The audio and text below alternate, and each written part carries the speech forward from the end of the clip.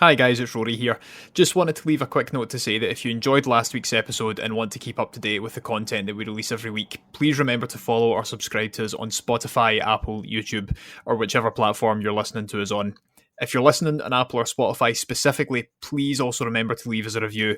It means a lot to us and does wonders for pushing our podcast in front of new listeners every week. Once you've done that, leave a comment on Spotify or come and join us on X, BlueSky, or Instagram and let us know that you've left a review. Thank you once again for listening. Enjoy the show. Hello and welcome back to the Football Heritage Podcast. I'm your host, Rory Bryce, and today I'm joined once again by Colin Whelan. Hi Rory, hi listeners. It's great to have you back on, Colin. Thank you very much for joining me this morning.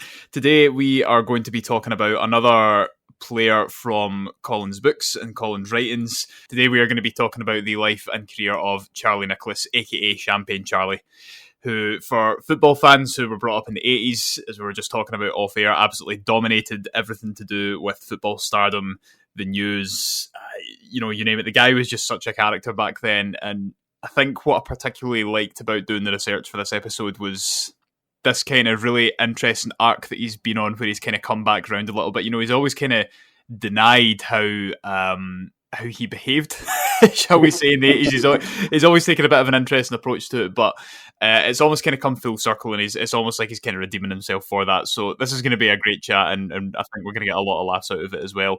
Now, Colin is an author. He has published a few books, namely on football players who he deems are mavericks, and I think that would be the case when we released our last episode, which was in Istanbul. That was away back in March. I think it was March or April. No, it was July.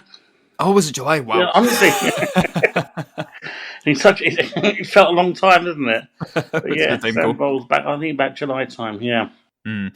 So this is another recording that's very much in the theme of what Colin is looking to do, speaking about these players who were characters, speaking about these players who had a bit more about them off the field than just the sum of their parts, guys who made headlines for all the wrong reasons, I suppose, as well as the right reasons on the pitch. So that's what we're going to be speaking about today, and I think our listeners will really enjoy this one as well. Speaking about Charlie Nicholas is always a great topic of conversation in any case. Just before we kick things off properly, Colin, for our listeners who didn't tune into the last episode, why don't you tell them a little bit about yourself? Thank you, Roy. So I'm a civil servant, 41 years civil service, and I'm retiring next week. What about that? And I've been a lifelong football supporter. I think I have the advantage of being not massively affiliated with any one team. I'm a Man United supporter, gun to the head Man United supporter, and an England supporter. But essentially, I love all my football, and I'm not myopic. I can actually I hope I can sort of look at a lot of players, and a lot of teams objectively. So I try to look at football in the round and just appreciate football for what it is. It's a fantastic sport. Keep going back to it. Can never ever leave it. Even the darkest days of the 80s, when it was, football nearly destroyed itself. It's an awful time. But there's always players to light it out. And Charlie was one of them. He really was. His story in the 80s was fantastic. He wasn't the most expensive player in British football at the time, but the stories attached to him, it was one of massive expectation. Yep. And at the same time, because he failed in English football, there's an awful lot of satisfaction attached to that as well. There was at the time. I look back now and sort of I look more favourably upon Charlie Nicholas. He's a great guy. He really is. And I know a lot of Celtic supporters wouldn't agree with that. And I know there's a huge rump of Celtic supporters that just don't rate the guy at all. He sold him out by going down to England, to Arsenal. But there are other pressures that we will discuss, Rory. But he got a lot of stick at the time. This chat hopefully will be slightly redemptive as well. I think so, yeah. And I think for people of my generation, certainly, but the younger generation as well, their only experience of Charlie Nicholas will be on Sky Sports. Yeah. And how it is right now. And to be fair, if you had only seen Charlie Nicholas on Sky Sports, then you'd probably be forgiven for thinking that this guy's just, was a bit of a run-of-the-mill player, went through the motions during his playing career, and now he's doing punditry. You wouldn't think there's much else to him, but, whenever you speak to people who were brought up around football in the 80s and the 90s, yeah. The name Charlie Nicholas brings back so many memories for them. They always have a story about them.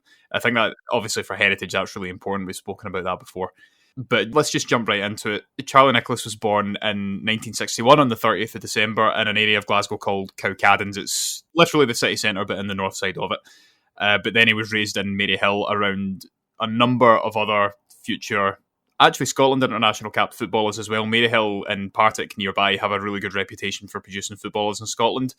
And Jim Duffy was actually a childhood friend of his as well. So he was around a good pedigree when he was growing up. It's obviously a really important origin point for a lot of Scotland's footballers. He played in Celtic Boys Club during his youth career, and he then made his debut for Celtic on the 14th of August 1979 against Queen's Park in the Glasgow Cup. And he was 17 at that point, which is amazing because I think we take for granted a lot of the time a lot of the youth players that actually come through our ranks. Now, Celtic have a real issue at the moment with bringing youth players through.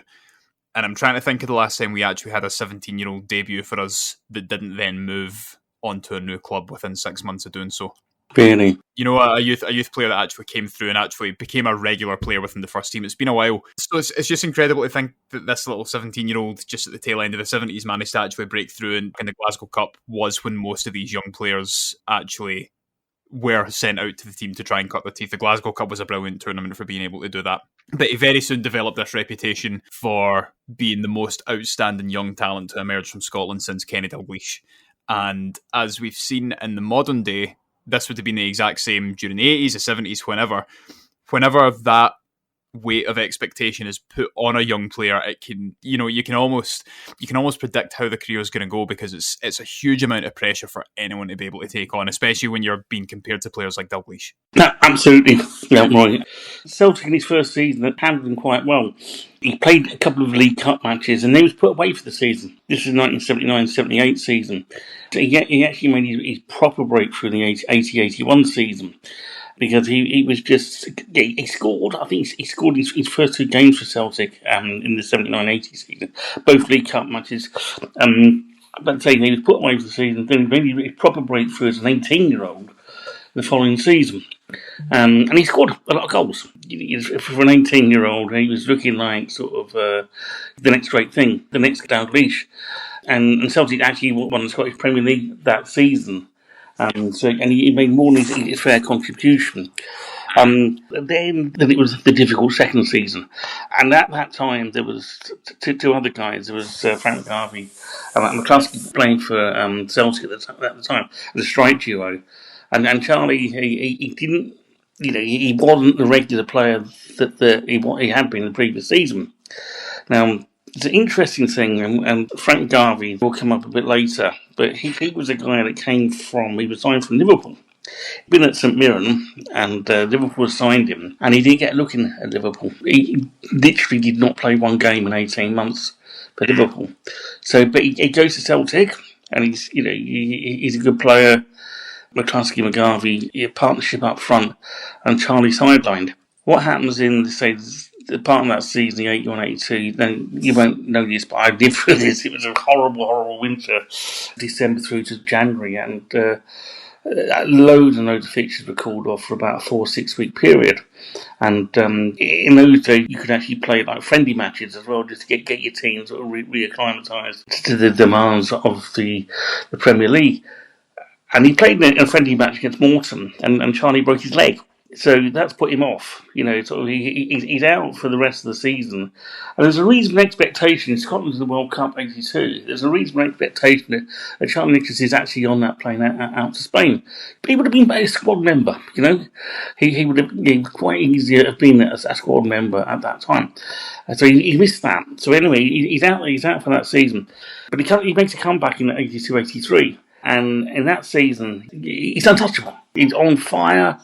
He ends up with 49 goals in 51 games. Close. 48, which is still absolutely incredible. I mean, that's, to put it into modern context, that's not far off what Henrik Larsson done in that famous season for Celtic, And one of his most famous goals, which was mentioned on our episode on Celtic by Matt Corr, who's one of the Celtic Part 2 guides and an author himself, was his wonder goal against Ajax to see Celtic through that round of the European Cup. So it's not just like he was scoring tap-ins, like he was dragging the team through fixtures.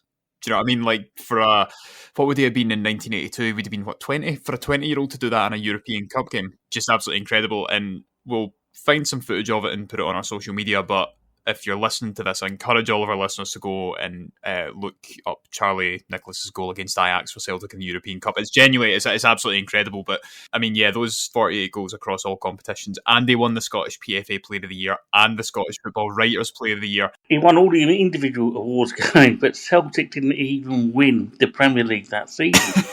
And this highlights the competitiveness of the Scottish Premier League at the time. Dundee United won it. Only one time they've ever won it in their history. Jim Crane's team, Dundee United. And it's a great, great story. Now, this team were not rubbish. Dundee United, the next season, were in the semi-finals of the European Cup against Roma, and the final is being held in Rome. And they've won the first leg 2-0, and Roma somehow have beaten 3-0 in the return leg. And there's all sorts of accusations about dodgy bent referee. Now, to actually to make sure that Dundee United did not get to the final, who they would have been playing Liverpool in the final, by the way. Now, in '83, Dundee United were a good side, European level, easily. Not just that, in that league, I think did Celtic finish second or third? I can't remember. But anyway, that season, Aberdeen in the Winners' Cup final and beat Real Madrid. Now that's the last European Cup final, European level final that Real Madrid have actually lost. The absolute royalty of European football. Now this Aberdeen team, Alex Ferguson's Aberdeen, have actually beaten Real Madrid in the Winners' Cup final. That is the level of Scottish football around that time. And Charlie Nicholas is dominating Scottish football by himself. That's how good he was. Yeah, an absolutely incredible footballer. And again, one of these things that we can take for granted these days. I mean, like, you still don't score 48 goals across every competition that often. It's very, very rare that a player is able to do that. It was a bit of a mark of Billy McNeil's Celtic that these kind of things happened often, and eventually the wheels came off pretty heavily. But, I mean, before that, obviously, Charlie Nicholas became, what was it, the second most expensive Scottish football signing? I think it was 3.2 million, the equivalent of the modern fee would have been today. It was 700,000 when he went to Arsenal. Yeah, 750,000. Yeah. Which made him, I think it was the second or the third most expensive export from the Scottish League at that time.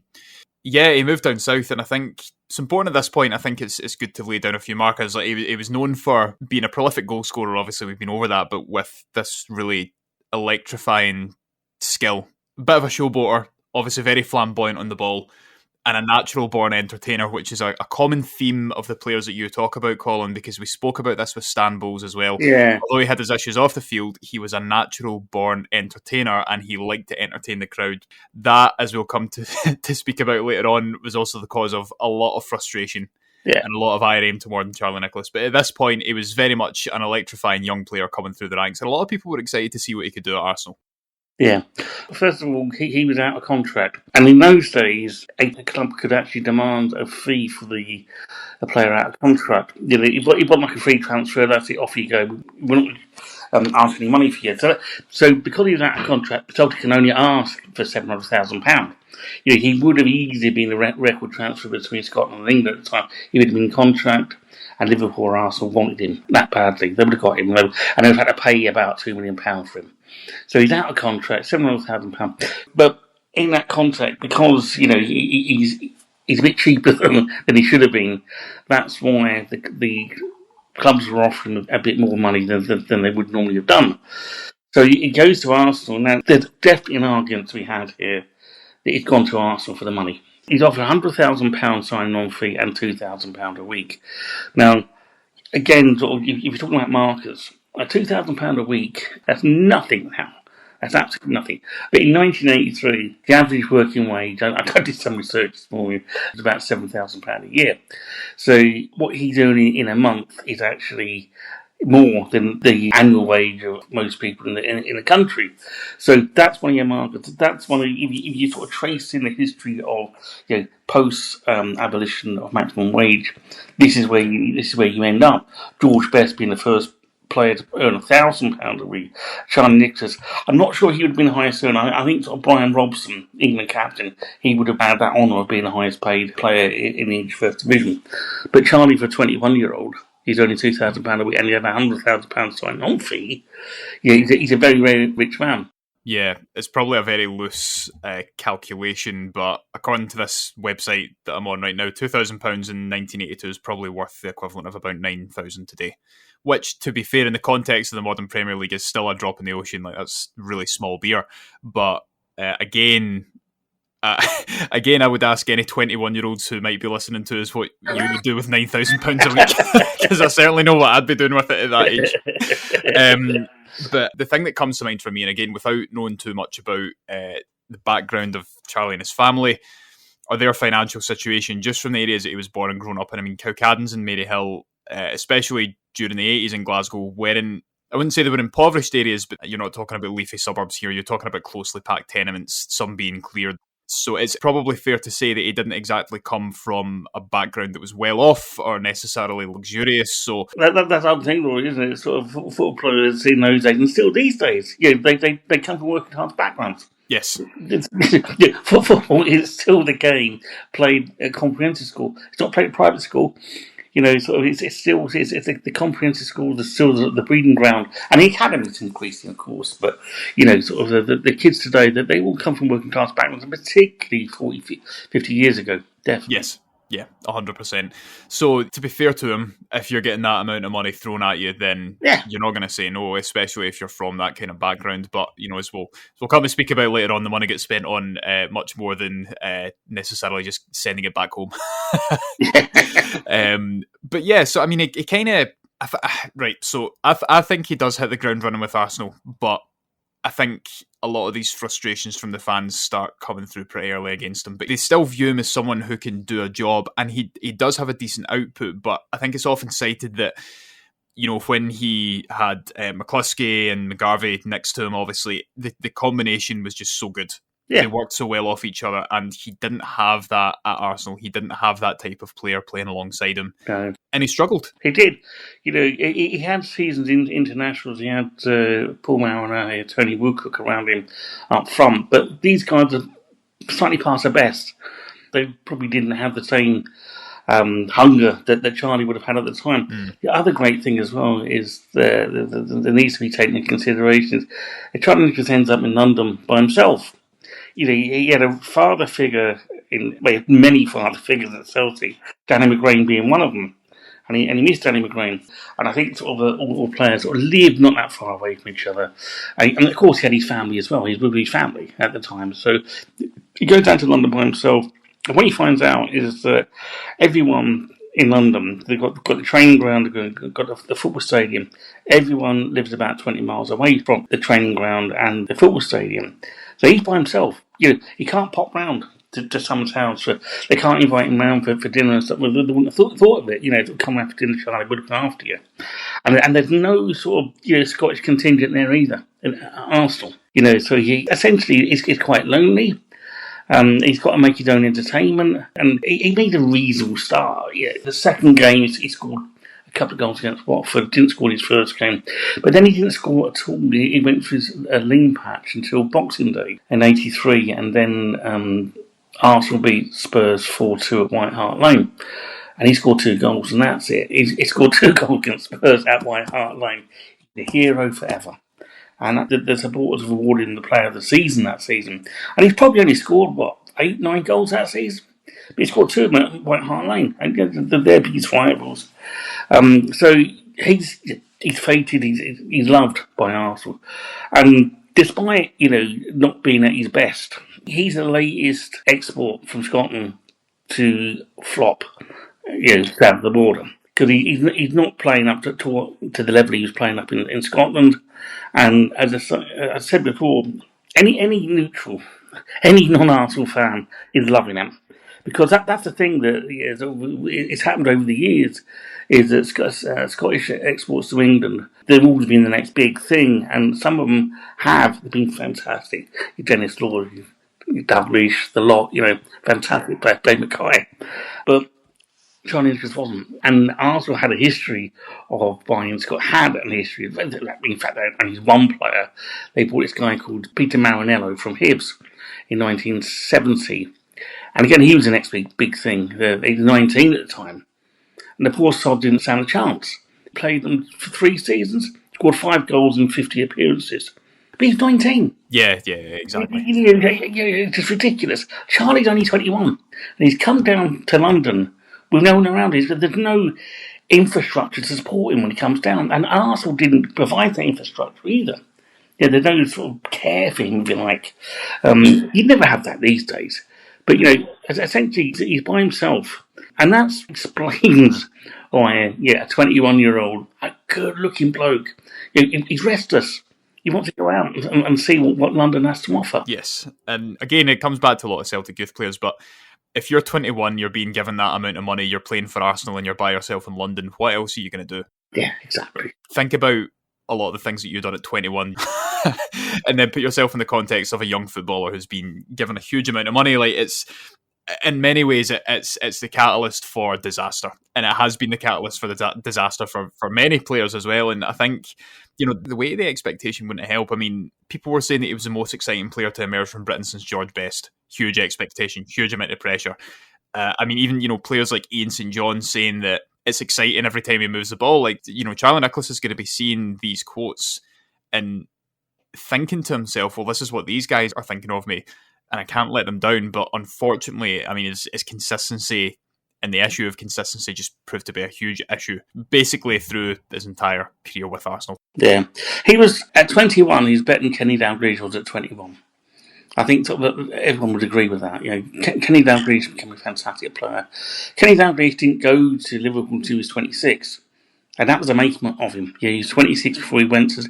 He joined the European champions then, And what Charlie has done, at the age of 21, he's joined the team that finished 10th in the league the previous season. Okay, Arsenal had historic pedigree and all that, but the current sort of run of form, there's nothing to shout about at all. And that's why an accusation is easy to throw at him. You went for the money, and you went for the bright lights. And there would have been, of course, that accusation's true, sort of partly true at least. He was an incredible player. At 21, he was an incredible player. And he was dominating Scottish football at the age of 21. How it all went wrong is, it's a case study, if you like, sort of everything you can lay out. This is what's going to happen. How can sort of make sure that your career, your talent is unfulfilled? This is what you'll do. This is the template. It's what you need to follow, Charlie Nicholas.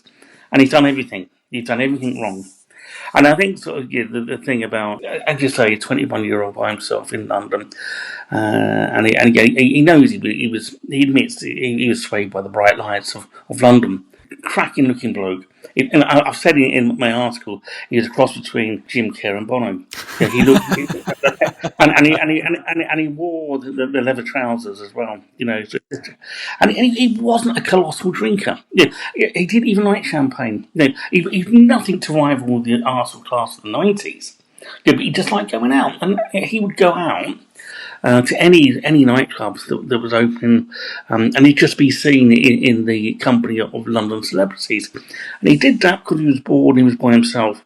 And when he should have been resting, sort of resting up and looking after your body and stuff like that, and all of a sudden, it happened very quickly, he lost the edge to his game. And that was the tragedy of Charlie Nicholas in London. Yeah, it's a really good point. It's like a case study. I completely agree with that, because it is a brilliant case study. You lay out all of these factors that can contribute to a promising young footballer losing that edge and ruining their career.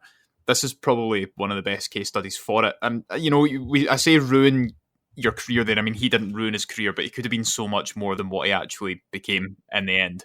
Moving to London at such a young age with that amount of money, no infrastructure, no support network, it's going to lead to things like that happening in the end. Yeah, and I think as well, I make the point in the article that if it had gone to Liverpool, you'd hope it would have been, it's too late now, but you'd hope it would have been a different story entirely. I mean, Liverpool, they had Souness, Dalglish, Hansen, and they had an infrastructure there. Liverpool's not London either, there isn't the temptation. So they've been looked after by players that are only living 5 miles up the road, not 20 miles up the road. And the Scottish contingent would have looked after him, and he would have been joining the best team in bloody Europe. That's the thing. He wouldn't have been joining the team that finished 10th in the season before. And I think there's a few things that contribute to him not choosing Liverpool. There was an issue about do I have to wait for my chance? obviously Liverpool had Ian Rush and Kenny Dalglish as a front two at the time. And also the lesson of Frank McGarvey at Liverpool. Yeah, the guy sort of went there for 18 months and didn't get a look in, literally did not get a kick in. And he was thought, okay, is that going to happen to me as well? And of course, the competing allure and temptation of London and Arsenal and £100,000 sign on for £2,000 a week.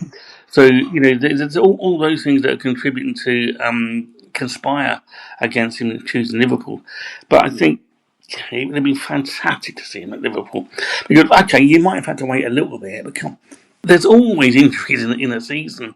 And the amount of fixtures that Liverpool were playing anyway, he would have got his chance. He definitely would have got his chance at some stage. And at the same time, Kenny Dalglish was being tapped up to be the next manager anyway.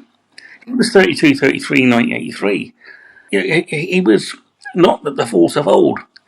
And you could have even imagined Dalglish adapting. Joe Fagan was the new manager at Liverpool after Bob Paisley had retired. Now you can imagine Joe Fagan actually adapting slightly, moving Dalglish into like a number 10 role, if you like, behind a pairing of Nicholas and Rush. And that would have been something else. That would have been absolutely incredible. Liverpool would adapt him to allow Charlie Nicholas to be in that team. But we'll never know. We'll never know, sadly. So where did this reputation of Champagne Charlie come from? Was it something that was... It feels like something that was a headline and that's where he got his name from? Or was it something that just kind of developed over time? Because, whenever you mention Charlie Nicholas to people of a certain vintage, then they will always say, oh, Champagne Charlie. Well, we don't make him. He was pictured in nightclubs holding glasses of champagne. You Google any image, you'll get it. Charlie's there, laid down, sat down, whatever, standing up, he's got a glass of champagne in his hand, surrounded by beautiful women in a nightclub. Or he's even posed outside, sort of nightclubs and whatever, sort of a studio's. He played up to it. Even a studio shoots, there's beautiful women surrounding him, and he's just there, suit, bow tie, glass of champagne. He played up to it. 21. Your mind's elsewhere, but he was nicked twice, drink driving twice in a year. You're not helping yourself. No, you're not helping yourself. Yeah, I mean, it was actually quite a quick come down from signing for Arsenal as well. All that expectation being put on you. As I say, young guy, the biggest city in the country, all this money, all this stardom around him. A disaster waiting to happen, and it did happen, unfortunately, and because of this sort of lavish lifestyle. I mean, that's the thing. Saying the word lavish almost makes it sound classy, but it was very much... I don't know if it was necessarily debaucherous either, though. It's just it was very clearly enjoying himself a bit too much. But like you said, he played into it, and this is what was getting shown in the media. He didn't help himself, didn't endear himself to the senior figures within Arsenal, especially those who were meant to be picking him on match day, and that's ultimately what led to him falling out of favour. Like, the fans must have been so frustrated with him come the end of that, because they're waiting to see this player who's been bigged up as the next big thing coming out of Scotland, and all they're seeing is this guy going out partying all the time. Yeah, well, it's the weirdest thing, isn't it? So you thought that as well, wouldn't you? But he is still an absolute cult hero with Gooners. I've got mates who are, sort of Gooners, and I still absolutely love him. Now, the best story I've ever heard about Charlie Nicholas, there was an away match, probably about 15, 20 years ago. Gooners coming back from QPR, Loftus Road, being beaten 1-0, and the whole tube, their carriage is rocking, because they've made up a new song about Charlie Nicholas. They made up a new song about Charlie Nicholas to the tune of a song that was in the charts 20 years ago. Now, this is about, so this is 20 years after Charlie Nicholas has actually left Arsenal, but they're still making up songs about him because he's such a cult hero. There was that extravagance about him that he's a beating. You cheeky young pup, 21, 22, you're behaving like that. But also the thing about him, he's such there's nothing you can't like about Charlie. He's such an appealing character that, he just endears himself with everyone. And you got a bit of it when you're watching Sky Sports. He's one of the pundits, and you just know he's steeped in football. Just loves it, and he's just a very, very sort of approachable guy. Yeah, you never have a problem sort of going out for beer, and not champagne, just beer. He was also the, for Gooners, he was the one hero that they've been looking for, because they've gone through a bit of a bad time. 78, 79, 80, they got in 3 FA Cup finals, very close in the league as well. They were a top team. They got to a Cup Winners' Cup final as well. But they lost Liam Brady, they lost Frank Stapleton. Their two best players, Frank Stapleton ends up United, Liam Brady's gone over to Juventus. Now, so they're looking for a hero, and Charlie turns up. And that is a hero they're latched onto. The history says that Arsenal are the top team, and the best players join the top teams. And Charlie chose Arsenal over Liverpool, and they loved him.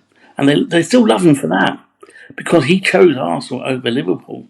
And even the frustrations because he wasn't putting the shift in, and he disappointed fans because he went from a goal a game striker at Celtic to a goal every 4 games at Arsenal. He's a failure. He's a flop in English football, but Gooners still love him. Yeah, yes, they do. It's interesting because you compare with his reputation at Celtic, and it's a lot more divisive. He's a lot more polarising. A lot of people still haven't forgiven him for going down to Arsenal at that age, despite the fact he then came back to the club. So I actually didn't know that he was still considered a cult hero at Arsenal. So that's actually quite interesting to hear. Oh, yeah. Yeah, and I think to try and something you reminded me of there, Roy, to try and set the record straight is, he left Celtic under a cloud, but the board couldn't wait to cash in on him. They probably resigned themselves to the fact they weren't going to he weren't going to sign a contract because he may well have gone down to Liverpool, and other teams are after him, so they decided to cash in. So they were the one that forced the sale. It wasn't Charlie. Not much has changed in terms of Celtic, unfortunately. It's actually, interestingly, coming back to 2019, Kieran Tierney. Apparently the story was that he didn't want to leave Celtic either. The board were quite happy to cash in on him. He went to Arsenal. Career didn't exactly turn out as he'd like, but it's more to do with injury as opposed to going out. But anyway, at this point, Charlie's career is at quite an important crossroads, and quite reluctantly he chooses to move to Aberdeen despite Celtic being interested. He says he doesn't want to go back to Celtic, and he goes to Aberdeen and actually kind of kickstarts his career there as well. He actually had quite a decent period with Aberdeen. He was only there for a couple of seasons, I think, but he'd done not bad, and that was the point that he actually revitalised his career. It was a turning point for him. Yeah, it was. I mean, he got his mojo back slightly. He was sort of 1 goal every 3 games, and obviously there was the 1990 FA Cup final, Scottish FA Cup final, and Aberdeen versus Celtic, and it goes to a penalty shootout, and Charlie scores one of the goals for Aberdeen against Celtic, and that's probably one of the reasons he's never ever given either. And Aberdeen go on to win the final. And the other thing is how it all came to an end at Arsenal, really, was because of the new manager, George Graham. Yeah, he just wasn't fancied at all, was he? He would not put up with stuff like that. He gave Charlie a season and a half. And we can't forget, can we, that Charlie had his redemption during the Littlewoods Cup final, 1987 against Liverpool, ironically. Going back to one of the reasons why Gooners still love him is because he scored 2 goals in that final. The 2 goals actually defeated Liverpool. Now, it's only silverware that he won at Arsenal. But you think about, you hear stories now, and Charlie single-handedly won it. I don't know if you've ever seen the goals, Rory, but honestly, there's a 1.5 yard tap-in after the balls hit the post. And there's an unbelievably lucky deflection to wrong foot Grobbelaar to actually win the League Cup. Any neutral, any anti-Arsenal fan were just scathing about, oh, so what? You scored 2 goals. You're the only people who ever will appreciate that. They were the luckiest goal you'll ever see. And so he was all scathing about it anyway. But, he did. He won a trophy with Arsenal. And that is fitting. There was some redemption because of it. But by the following season, he'd gone to Aberdeen. George Graham just didn't fancy him, really. Yeah. And I think his time at Aberdeen coincides as well with the sort of end of his reputation as Champagne Charlie. Not entirely. But obviously Aberdeen is a completely different place to London. But I think for some important economic context at the time, Aberdeen was going through the oil boom, which did attract a lot of wealth, a lot of stardom and celebrities with it as well. So it wasn't the end of his reputation as Champagne Charlie, but it was certainly reined in. Yeah, and he was an older and a wiser man, wasn't he? So yes, he's grown up a bit by that time. So, yeah, you'd hope he would have learned something from London. Fewer temptations. Yeah, that's entirely fair. I've only been to Aberdeen once, but it's certainly not London. I've been there as well. It's not London, is it? No, it's definitely not London. But yeah, I mean, off the back of him kind of kickstarting his career at Aberdeen, re-kickstarting his career at Aberdeen, he does get his move to Celtic again. again, incredibly polarising decision to bring him back. But I think, I don't know, I mean, again, it's kind of contradictory to what he says in many ways, because 2 seasons before Celtic had tried to sign him, he said, no, I don't want to go back, I want to go to Aberdeen, but then he decides to go back to Celtic anyway. I don't know if it's because he maybe felt he owed Celtic fans something, I don't know, but I would probably say, based on his prior career decisions, he was following the money still, but also going to a place where he knew he would be somewhat welcome, I think. But again, incredibly divisive decision to move back to Celtic, despite the fact that he did actually have a decent second spell for the most part. Just one of those things, he still never really managed to win back the favour of all the support. No. And I think that it's because of the decision he made, or was forced to make, in 1983. They never would forgive him, and still don't. It's on Charlie, and that's it for certain sections of supporters. But at Celtic at the time, were going through an awful change. The old established, the Kelly family, they were outed from the board anyway. Fergus McCann took over in 94, 95, didn't he? Celtic went 6 years without a trophy. They weren't even finishing second Premier League. Even when they weren't winning, they weren't finishing second. There was periods where Celtic were finishing fourth and even fifth in some cases. It was not a good time for the club, and so I was born in 96, so this was literally just before my time. But I've grown up with a Celtic who, let me think, since 2000, I think have won 19 of the 25 Scottish Premier League titles available. Something like that. Incredible period of dominance for the club. But everyone who is of my generation is very quickly reminded by people who are a bit older than us that Celtic in the 90s, in some matches, they were getting attendances of maybe like 10, 12,000, which for Celtic is just unbelievable to think about, because it was incredibly poor. And I think it's worth reminding people that Celtic, if you were to believe the papers, were about 12 minutes from going bust. I know. There was something that wasn't about the pitch, what's going on the pitch. It was all at boardroom level, wasn't it? It was just, and the finances weren't there. But they recovered. Fergus McCann brought in some money. They did recover. They got Henrik Larsson, they got Van Hooydonk, in quick succession, or the other way around. And all of a sudden it took off for Celtic, didn't it? And then Wim Janssen, he was the guy that won your title in 98, wasn't it? Yeah, the man that stopped the 10. Yeah. Stopped Rangers 10 in a row. So, I mean, despite it being an incredibly, well, arguably one of the worst periods in Celtic's history, if not the worst, Charlie Nicholas was still a bit of a shining light in it, which, again, is interesting to think about when we think about his reputation and how supporters memorialise and remember him today. Yeah, but, it's he couldn't have joined at a worse time, could he? He didn't go back and win trophies galore for Celtic and for himself. Yeah, and this is why sort of you look at his career and sort of say, what did you win then? And the trophies aren't there, are they? No, they're not, which is a real shame for him. I think it's probably the one thing that he's missing is a number of other titles. I mean, again, like we mentioned at the beginning of this episode, it's very rare that you score 48 goals in a season and you don't win the league. No. You know what I mean? you win all the individual awards going, but you don't win anything. Yeah.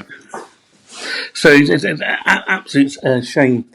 I mean, I think really it's the conclusion of Charlie Nicholas' career, the legacy, is it's one of unfulfilled talent. And it's a great tragedy. But I've tried to, because I reappraised Charlie, and it's like falling in love with a player all over again. I didn't love him in the 80s, far from it, because I have like a general dislike of Arsenal, not a pathological dislike of Arsenal, but but anything they did, well, bloody hell, does that really matter? The thing with Charlie is that reappraising him from a distance of 40 years, I think that he had something about him that we can all relate to. Now, Charlie, he goes to, we've discussed the 21-year-old getting carried away with himself, getting carried away with the bright lights, getting carried away with the fact that you're just 21 and you're just a young buck around town. Now, temptation's putting you away. What do? You make the wrong decisions sometimes. And there's an element of like, sort of, I'm coming to the end of my working life. You're starting your working life, Roy. And you'll have it in your life where you will seek to get on with your career, like I did when I was sort of 21 to 30. You want to get on with your career until you learn new experiences, you get a promotion, you get qualifications on the job, and we call this professional development. What Charlie didn't do, he made a wrong mistake. He chose the wrong type of professional development. He chose Arsenal instead of Liverpool. He would have had all the professional development he needed and wanted at Liverpool. He didn't get it at Arsenal. He would have been looked after by Liverpool, particularly Dalglish, Hansen and Souness. If he had been there, he would have got all the professional development he would have needed and he would have fulfilled his talent. And I just sort of think that when you reappraise it, all Charlie had, and what makes him so much like everyone else, or most people, he had a touch of the everyman about him. There's something about him that, okay, so what, mate? You failed. You weren't as good as you could have been. But we've all been there. Sort of most people, we've all had a taste of that. We're not quite as good as perhaps what we think we are. But that's why he's a lovable guy. He still is. He's still quite relatable. What's actually quite interesting talking about it in a kind of wider sense is, you're right, like you apply these to everyday situations that we've been in. And I was actually thinking about this recently, going back to Kieran Tierney actually when he left Celtic, because, he was brought up through the Celtic Academy, brought up a Celtic fan, and a lot of people didn't think he would ever leave the club, and he did. Now, despite why those reasons were, a lot of people were very, very angry about it because they said that, well, you can't really be a Celtic fan if you leave the club. But, I was thinking about it and I was like, well, say if I ever worked at Celtic in any capacity, but I was offered a job at like a club on the continent, like in Italy or somewhere, like if you view it as a promotion, like see if you love your job, but you were given a promotion in your job, would you say no? And I think a lot of people need to be put in that position. But at the same time, and this is applicable to Charlie Nicholas as well, and so many other Celtic youth players that have come through the ranks that have never made it, especially those that have been in the media for getting up to stuff, a lot of what we say is that, yes, well, these guys are relatable, they've come from similar backgrounds to us, is that you now have this extra layer in the modern day where it's like, well, these guys have a chance to do something that normal people don't. They're being given a lot that other people aren't given, and it's viewed as it being wasted, which I think is fair enough as well. So there is that kind of dynamic to it too, where a lot of people might feel aggrieved that these young guys are going out and just getting on it every single weekend and frittering what is great talent just away. So, but again, with Charlie Nicholas, obviously, it's a lot of people would have thought that as well back in the 80s, but it's a little bit different, especially I think how he's viewed now. And again, I think, obviously he ends up finishing his career at Clyde as well, so he just didn't want to hang up his boots just yet. Clyde at the time, still a local Glasgow team, and then obviously he went into punditry. So I think and from what the quotes that he said beforehand, I think he is very aware of the fact that he did piss away a lot of his talent. Yeah, he does. Sometimes he will admit it, sometimes he won't. Okay, why not? You regret that. You must regret that. You must regret. Sort of. You don't want to admit that sometimes. True. He's had a fantastic career, didn't he? Even though it's unfulfilled. I never ever get over. First time I ever saw Charlie Nicholas was when I similar ages. He's about 18 months older than me, and you actually sort of see someone on Football Focus. You get the highlights of what's happened in Scotland the week before and games, perhaps European games, and you see Charlie Nicholas, and you see the goals he's scoring, and you see him running up and down on the spot, knees, thighs, elbows pumping, and it was just such a joy for him. He loved it. He just the adulation, whatever, but he was born to score goals. And he was at his peak. That's the horror of it. He reached his peak at the age of 21. And he was so good at it, though. And it's such a happy goal scorer. And it was lovely to watch. It really was. I think this is quite an important question for me. And, we've spoken about it on other episodes. When we think about memory, we think about the legacy that players leave behind. Everyone remembers these things differently. And it can be anything. It can be with experience at matches, like we discussed in the episode on Burnley's The Orient game. It can be to do with players like we discussed about Istanbul, and we've discussed about Joe Fagan as well. But what, for you, is Charlie Nicholas's legacy? Is it the fact that he reached his peak at 21 and his playing ability, or is it the fact that he was more known for going out and drinking and fraternising with celebrities surrounded by beautiful women and wasting his talent? I think for me, and it won't be the same for everybody, I just sort of, if you like, confected the thing in the article about sort of Charlie being the everyman. And I think that's as good as it gets. I'm really happy with the fact of looking at Charlie and saying, yeah, he's not that far removed from us, is he? And he was capable of making the wrong decision. And he did. And it's such a tragedy, of course it is. And for all of us football fans that want him to become the great player that he should have been. But I'm happy the fact sort of that, okay, you didn't, you made one or two wrong decisions in your life, but he's still a very, very engaging guy. He's a lovely guy, sort of, he just sort of seems to be, and everyone that sort of approaches him says he's still a really a nice guy to talk to. We can't all fulfil everything we have in life, can we? All the gifts we have. My favourite memories of Charlie Nicholas are him just explaining to you, Roy, he's just standing there running on the spot and the absolute joyous feeling he had about scoring goals. There was something really lovely about watching him do that. Yeah, the guy just loved football, lived and breathed it. But yeah, I think you're right. I think we've all made stupid decisions when we've been 21 or under.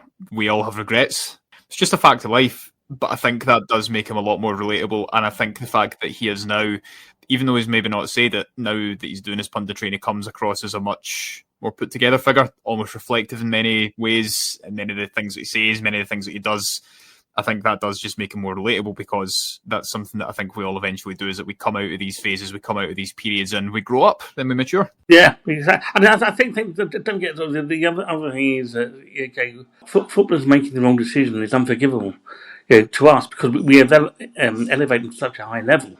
They are our heroes. So you're superhuman anyway. You don't make wrong decisions. You make the right decision. Yeah. Yeah, you're representing us. You're representing the badge that we identify with. You need to do everything to the letter. But they do, and that's why it just becomes such a shock. I mean, some people just end up resenting these players when the humans, the 21-year-old humans, poor sod. But he came out of it, didn't he? He's still an incredibly lovable and engaging guy. Yeah, spot on. Anything you'd like to add just before we finish up, Colin? This has been a really good chat. I think we've covered more or less everything that we wanted to. Roy, you've been fantastic. It's really sort of great to sort of get it all out. And yeah, I just it was lovely talking about him. He was, in the second book that I'm still trying to finish or even start properly. He was the first chapter I wrote about. He was the first guy that wants to write about.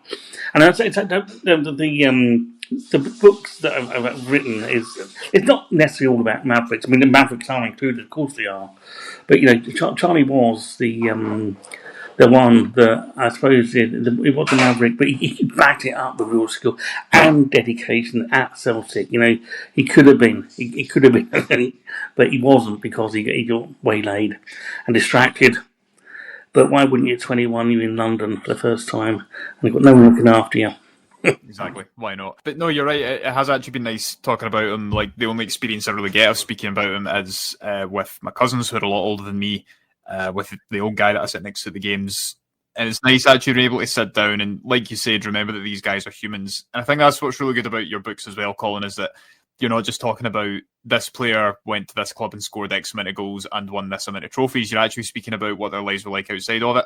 And the research that goes into that is a huge undertaking, but it's ultimately to help people understand what these guys were actually like. And I think that's massively important, especially in this era of modern football, where every player that we see is effectively a financial asset and we're supposed to treat them as such. I think it's important to remember that there are people behind these. Yeah, absolutely. That they are human, and say this. It goes back to that argument. We elevate them too high, don't we? And they represent us, and there's too much at stake at times, isn't there? You're letting us down. Well, they're not. They're an individual. They're a human being. Yes, Absolutely spot on. I think that'll do us for today. Thank you very much for coming on to chat with us once again, Colin. It's been a really fantastic chat. Of course, thank you very much to all of our listeners who tuned in for this episode as well. If there is anything that you would like us to cover, if you have a suggestion for an episode, or if you have any questions about this episode, please do feel free to get in touch with us. You can DM us on X, that's @_footyheritage, or you can also email us at hello@footballheritage.co.uk. Thank you very much to everyone for tuning in once again. We'll see you all again next week. Goodbye.